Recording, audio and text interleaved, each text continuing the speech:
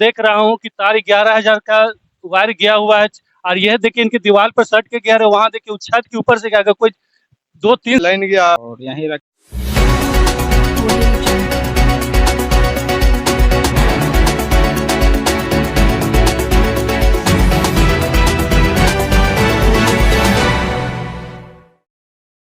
नमस्कार, प्रणाम। मैं रोहित कुमार सिन्हा और आप अभी all India media foundation news देख रहे हैं।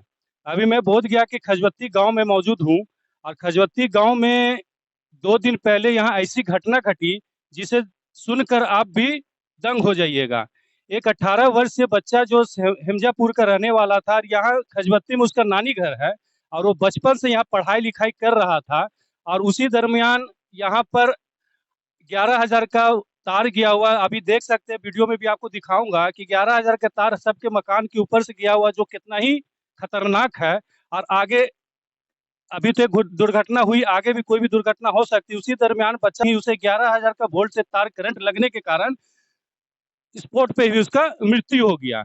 और साथ ही साथ उसके एक चचेरे भाई थे, उस दिन दो घटना उस मकान में घर में हुई। और साथ ही साथ उसके एक बच्चे भी भाई की 18 वर्षीय धीरज जो है उसी गांव में रहते, तो उसके रहने वाले हेमजापुर के हैं। और उनके घर की स्थिति दयनीय होने के कारण वो बचपन से ही अपने नानी घर में रहकर पढ़ाई लिखाई कर रहे थे। और इतवार की रोज, संडे की रोज वो गांव पर खेती बाड़ी कर रहे थे, कुछ देख सुन रहे थे। उसी में मोटर चालू करने के दरमियान में 11,000 की तार शॉर्ट सर्किट हो जाने के कारण उसे करंट लग गई। जब यहाँ के ग्रामीणों को जानकारी हुआ, जब वो सब वहां गए, उसे देखे कि उसे करंट लग गई है, तब वो जाकर वहां बच्चे को उठाए और मेडिकल ले जाने के तैयारी में लग गए। जब मेडिकल, उस समय बच्चे की जान बच रही थी, जब मेडिकल जाने के क्रम में ही रास्ते में ही बच्चे की मृत्यु हो गई। इसी बीच जो धीरज है उनके मामा जी यहाँ पे मौजूद है। मैं और क्या हुआ था उस दिन, जो भी विस्तार होगा ये मुझे बताएंगे। जी, सबसे आपका नाम क्या हो सर? मेरा नाम सुरेश कुमार है और मैं इस चैनल के माध्यम से जो भी लोग सुन रहे हैं उसको हम धन्यवाद कहते हैं। और हम लोग निम्न वर्ग के लोग हैं और मेरा भागना था छोटा, और वो थोड़ा गरीब रहने की वजह से हम छोटा को ही से हम अपने घर में रख लेते हैं और यहीं रख के पढ़ाई लिखाई भी करता था और कुछ मजदूरी वगैरह भी करता था। उसी दरमियान वो खेत देखने गए था और थोड़ा पानी बरस रहा था और खेत देख के वो आ रहा था चलल। उसी दरमियान बगल में 11,000 का तार मतलब गुजरा हुआ था और शॉर्ट सर्किट लगा, आवाज़ किया पूरा कस के 11,000। और नीचे भी पानी था, उसी की वजह से उसको अर्थ ले लिया पूरा नीचे ऊपर दोनों, और उसी की वजह से उसको करंट लगा। लेकिन उस समय उसका जान कुछ बच रहा था, लेकिन मगध मेडिकल ले जा रहे थे मगध मेडिकल, उसी भी दरमियान रास्ता में ही उसका मृत्यु हो गई।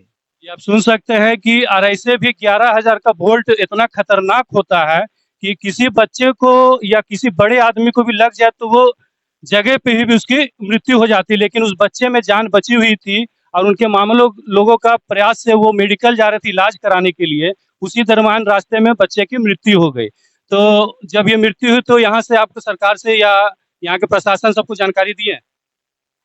उस समय तो हम मगध मेडिकल चल गए हैं, लेकिन जब उसको वहाँ मृत्यु घोषित कर दिया गया तो उस समय उसको वहाँ पर ही 5 बजे के बाद जो पोस्टमार्टम रिवायती होता है वहाँ बंद हो गया था। उसके बाद हम वहाँ रखवा के लाश, उसके बाद हम घरे आ गए और उसके बाद यूनिवर्सिटी थाना जो हमारे अथी हैं, यूनिवर्सिटी थाना, वहाँ पर ही हम रात में भी कॉल करके इस दुर्घटना के बारे में बताए थे और सुबह में भी दुर्घटना के बारे में बताए हैं। तो वहाँ के थाना प्रभारी बोले कि वहाँ से मगध मेडिकल का जो भी कागज़ रिपोर्ट वगैरह होगा हम अपने माध्यम से हम मँगवा लेंगे और आपको जो भी कागज़ वहाँ का सौंप दिया जाएगा। अच्छा, ये बताइए, जब आप मगध यूनिवर्सिटी में थाना में एफआईआर किए हैं, जब जानकारी दी है, तो वहाँ थाना के प्रभारी कोई या कोई पुलिसकर्मी आए आपके गांव में यहाँ चेक किए कि कैसे ये दुर्घटना हुई? ना, ना, कोई नहीं आया। अभी तक 2 दिन हो गया, अभी तक वहाँ का प्रशासन कोई भी आपके गांव में नहीं है। नहीं आया, नहीं आया। तो वो कैसे बता सकते हैं कि बच्चे के कैसे घटना कब? सबसे पहले यहाँ पुलिसों की नाकर्मी है। कम से कम उसे आकर गांव में तहकीकात करनी चाहिए कि क्या सच्चाई या किस ढंग से उस बच्चे की मौत हुई है। और सबसे खतरनाक आप देख सकते हैं कि 11,000 तार जो गया है सबके मकान से ऊपर से, ये कभी भी दुर्घटना हो सकती है, जैसा 2 दिन पहले हो गया। तो इसमें आप क्या कहना चाह रहे हैं सर? कुछ सरकार से कुछ मांग कर रहे हैं या फिर? सरकार से अनुरोध यही है कि ये देहात है और देहात में छोटे बच्चे या बुजुर्ग आदमी जो भी है, यही आना-जाना रास्ता है ना? यदि सरकार के माध्यम से तार को यदि साइड कर दिया जाए, तो थोड़ा-सा जो भी यहाँ पर के जो पब्लिक है वो थोड़ा-सा सेपरेट हो जाएगा, डर नहीं रहेगा, थोड़ा-सा बरसात के समय में थोड़ा डर रहता है ना? कि कभी भी कुछ हो सकता है। सही बात है कि बरसात के समय में हर एक जगह इतनी बारिश होती है कि यहाँ जल जमाव भी हो जाता है, सबके पानी बरसने से अगर घर मकान भी है सब सहमे-सहमे हो जाते हैं और उस कारण से अर्थ कहीं भी पकड़ सकता है। तो सबसे बड़ी चीज़ है कि सरकार को जो 11,000 की वोल्ट तार गई है, वो सबसे पहले सबके मकान के ऊपर से हटा दिया जाए और आगे में सरकार की अपनी ज़मीन है वहाँ से वो 11,000 की तार सप्लाई कर सकती है। इसमें जैसे कि आप यहाँ के मुखिया से या सरपंच से किसी से बात विचार हुए, कोई आपके पास आए? हाँ, सभी से बात हुआ और सभी ने आश्वासन दिया है भी और सपोर्ट भी कर रहा है ना? कि जो भी जहाँ तक सक्षम बनेगा, हम करने के लिए तैयार हैं। जी, बिल्कुल आप सुन सकते हैं कि यहाँ के मुखिया सरपंच जो हैं सब इनका सहयोग कर रहे हैं कि जहाँ तक होगा हम आपका सहयोग करेंगे और ये होना भी चाहिए क्योंकि और सबसे पहली चीज़ है यहाँ के मुखिया जी से मैं रिक्वेस्ट करूँगा कि कम से कम अपने गाँव के जो डेंजर तार है और वो सबको पहले यहाँ से हटा दें और सरकारी ज़मीन के आगे से सरकार से निवेदन है कि वो भी आकर देखें या किस तरह से यहाँ के लोग रह रहे हैं, सबके मकान के ऊपर से 11,000 की तार गई है जो बहुत ही खतरनाक होती है। मैं वहाँ से सरकार से भी निवेदन करूँगा और आपके मुखिया जी से भी निवेदन करूँगा कि सबसे पहले उस पे कार्य किया जाए। आपकी ज़मीन पर तार ले जा रही है तो उसका ऑथराइज़ आपका हक है कि तार हटवाएँ, तो उसमें आप क्या कुछ नहीं बोले? हम लोग बोले थे सर, तो हम बोले कि ठीक है, तुम लोग अपना नियम कानून बताता है ना सर, कि पहले लाइन गया है कि पहले मकान बना है, तो हम बोले नहीं पहले लाइन गया है सर, पीछे मकान बना है। तो अभी तो जगह हम लोग बता रहे हैं सर कि थोड़ा साइड कर लीजिए, हम लोग का बहुत क्षति है। साल में कम से कम 2-3 घटना हो जाता है। साल में 2-3 घटना होना ही है, कारण कि जैसा ये सिचुएशन में देख रहा हूँ कि तार 11,000 का वायर गया हुआ है और यह देखिए इनकी दीवार पर सट के गया है, वहाँ देखिए छत के ऊपर से गया, अगर कोई 2-3 साल का बच्चा भी अगर छत में चाहेगा कि खेलने कूदने के लिए तो तार उसे सट जाएगा। अब उस स्थिति में समझिए कि उस बच्चे के साथ क्या होगा और ऐसा ही अभी मुझे 2 दिन पहले का न्यूज़ मिला है और वहाँ उसके दुर्घटनाग्रस्त करंट लगने से मौत हो गई।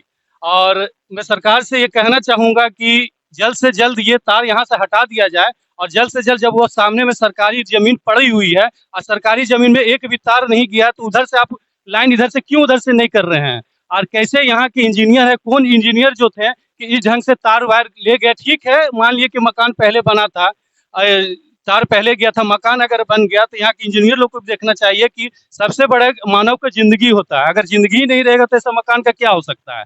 इसलिए मैं सरकार से भी निवेदन करूंगा और जो इंजीनियर यहाँ के इस तरह का काम किए हैं, जो भ्रष्ट काम किए हैं कि किसी के मकान के सामने से 11,000 का वोल्ट तार ले गए हैं और उनको कोई मतलब नहीं है, अपना बस आराम से कर रहे हैं कि हमारा काम हो गया, तो वो भी आकर यहाँ देख लें कि किस ढंग से किसके किसके मकान से तार गया है।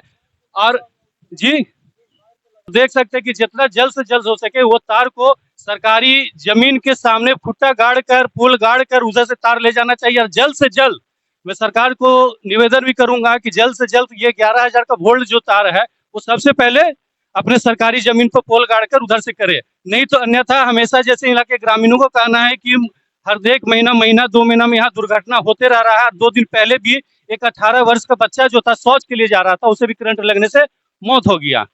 इसी के साथ मैं रोहित कुमार सिन्हा आपको ऐसे ही न्यूज से रूबरू कराता हूँ और इस मामले में आपको क्या कहना है, इसमें सरकार क्या कर सकती है, नहीं कर सकती, इसमें सरकार को क्या करना चाहिए और यहाँ के ग्रामीणों को क्या करना चाहिए, इस पे आप विचार कमेंट बॉक्स में जरूर दें। धन्यवाद। न्यूजों से रूबरू कराता रहूंगा। जय हिंद।